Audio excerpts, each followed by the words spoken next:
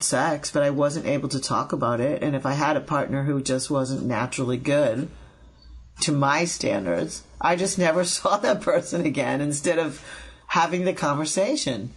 You know, I was really attracted to you, and then, like, you kind of sucked in bed, you know? So. Yeah. And the thing is, those are skills that most people can learn. Now, whether it's your job to teach them that, that's up to you to decide, because that's going to depend on your relationship to them. But, I think at least knowing that you have the choice of teaching somebody those things, even in a one night stand, being able to say to a partner, that's a little too hard. Can you do that softer? Or that's a little too soft. Can you do that harder? Right. Well, look, if you committed yourself already to the one night stand, you might as well get pleasure from it. That's the way I look at it. You know? Exactly. The other thing I really like about what you mentioned, Joseph Kramer's work, and his work with Annie Sprinkle, is in lingam massage and yoni massage, which I do quite often, and I do classes in it, especially when I take people away to hedonism, and I just recently did it at Desire Resort in Cancun. I love that they took the time to name all the strokes something that has some fun in it. Yes. So I could say to someone, and I think before we started the interview, I told you I just recently was with a partner who had never experienced anal. And first I did Joseph Kramer's lingam massage. Mm-hmm. And so I would say to him, now I'm doing this. Is it good like this, or do you want it harder or softer or slower or faster? And then he would say, oh, that's so good. Like, no one's ever touched me like that. And so here's a way that people could do something similar at home. Actually, if I can. Sure. Go ahead. Which is, you mentioned Joseph Kramer's lingam massage video. You can find his videos at eroticmassage.com.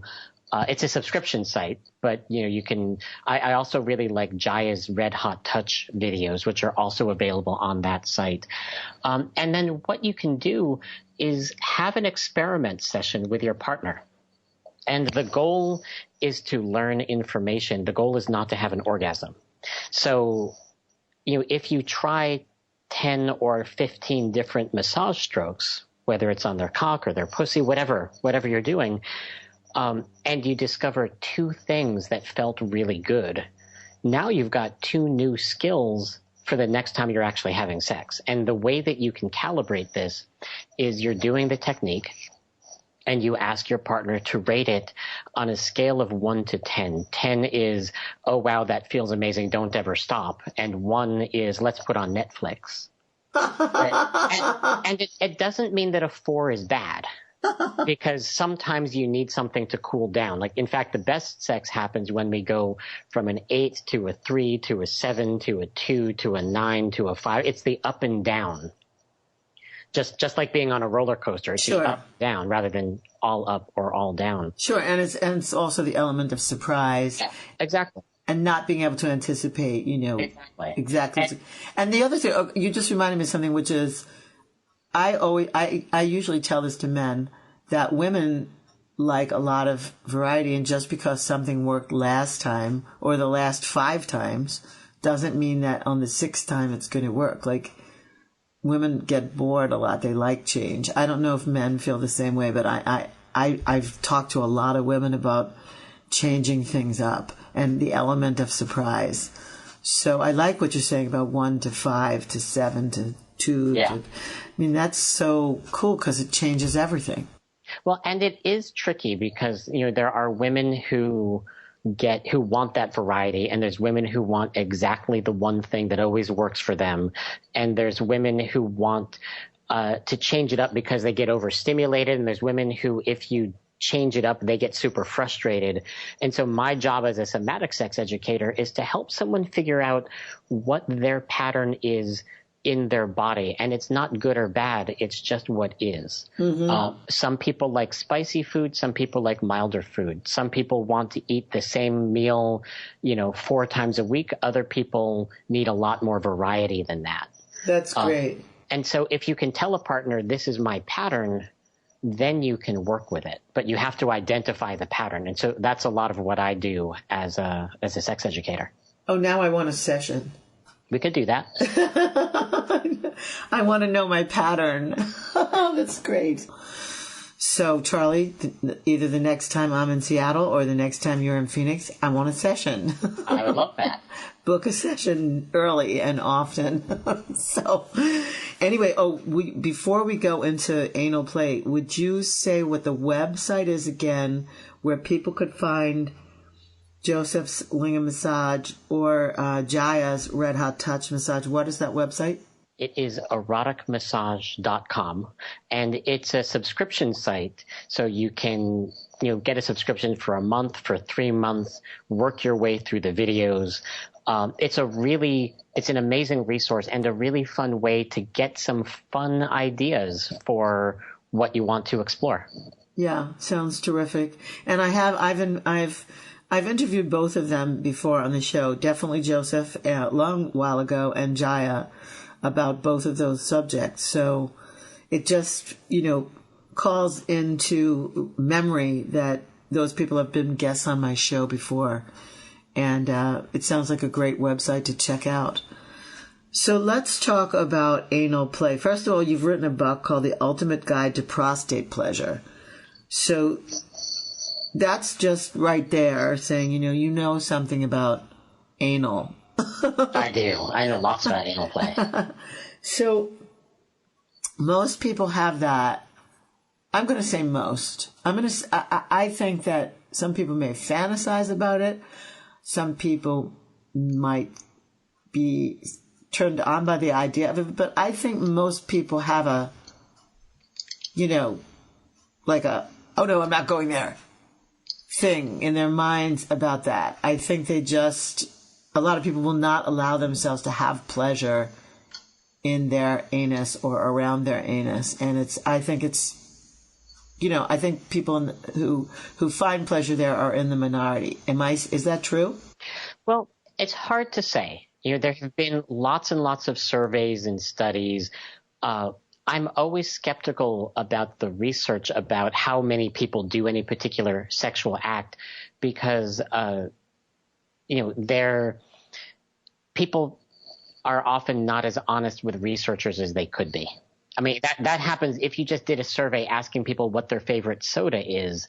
Some people would give you the wrong information because they would think that, what information should I give this person? Oh, I see. Right. It's a problem with sex research.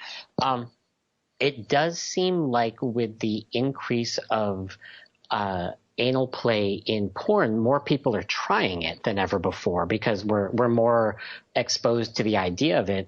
But it also means that a lot of people are doing it badly, in part because what you see in porn is not how you should be doing it in real life. Okay, so there's a big distinction right there. So can you say a little bit more about that? Like, if you say don't do it like that in real life, that means like jamming something into somebody's anus, I think. Right. So, for example, that's one example. One of the things that you will not see in porn is any kind of warm up or preparation. It's not that it doesn't happen. They just do that before they get in front of the camera. In the same way that, if you're watching a football game, they might show you a clip of like 5 seconds of the athletes warming up. But they actually warm up for a lot longer than that before they get out onto the field. So what you're saying, and I want to give this sort of factoid. Lawrence Lanoff was my guest a long time ago talking about porn, shooting porn, and he said that every porn scene, at least in a certain genre of pornography, could not last more than 5 minutes. So that's why we wouldn't see them. That's why I want to make this believable to my listeners. That's why we wouldn't see them putting on lubricant and warming a person up and getting them excited, etc., because that wouldn't fit into that 5-minute window of opportunity that they have to shoot a porn scene in.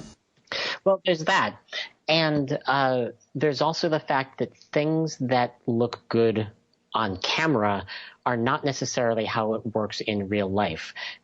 As an example, if you watch a cooking show, this is always my metaphor. If you watch a cooking show, the chef will say something like, have half a cup of chopped red onion, and it'll just magically be there on the counter, because you don't want to sit there and watch somebody spend the next 2 minutes chopping an onion, right? Because you want to get to the good stuff. And the same thing happens in porn. They don't show you the warm-up because people get bored. I always like to say that learning to have sex from porn is like learning to drive from watching a car chase movie. Somebody is going to get hurt. And I actually talk to people all the time who have gotten themselves into unpleasant or uncomfortable or painful situations because they were trying to copy what they saw in porn. Mm. Wow. And that's a thing. That's a real thing. But there are, but coming back to your original question, a lot of people have discovered the incredible erotic potential of anal play. Jack Moran's book, Anal Pleasure and Health, was the one that sort of broke the ground on that. And it's interesting because when my book partner and I wrote the book, one of the things we did was we surveyed men. And we asked them, among other questions, what were some of the things that kept you from trying this? What were the things that held you back? And the three things that came up over and over again were, is this going to hurt? Is this going to get messy? And is this going to make me gay? I want to just point out two things here. One is that the question of is this going to hurt and what about hygiene, those are technical issues, right? Those are how do I do this in a way that is safe? But I also noticed that those questions don't come up quite as much when we're talking about women on the receiving end. And I think part of that is that men have a lot more concerns around self-image, around masculinity, around their own sense of who they are, because we have this idea that to be penetrated means to give up masculine status, to lose that position. Or if I like it, then it means something about me. Yeah, it means something about me. It means I'm gay. It means this is something I don't know if I want to find out about myself. Yeah, so here's two things about that I think are really relevant. A while back, the Center for Sexual Health Promotion in Indiana University, they did a survey. They asked over 2,000 gay men to talk about their most recent sexual experience.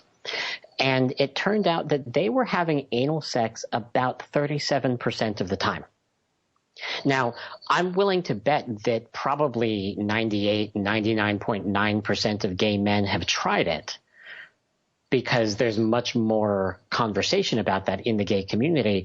But what this highlights is that being gay doesn't mean that you're having anal sex all the time, because sometimes you're not in the mood for it, or it takes too long, or you don't want to do that with this partner, or whatever it is. Mm-hmm. Same thing as women who are having different kinds of sex and not always having vaginal penetration. Yeah, exactly. Although I'm willing to bet that for women, for heterosexual couples, intercourse is probably more than 37% of the time. Mm. Right? But that's unfortunate. That's a whole nother conversation. But the other piece, though, that I think is really relevant here is that where your nerve endings are, that determines what kinds of sexual stimulation feel good to you. And that doesn't have anything to do with who you want to have sex with.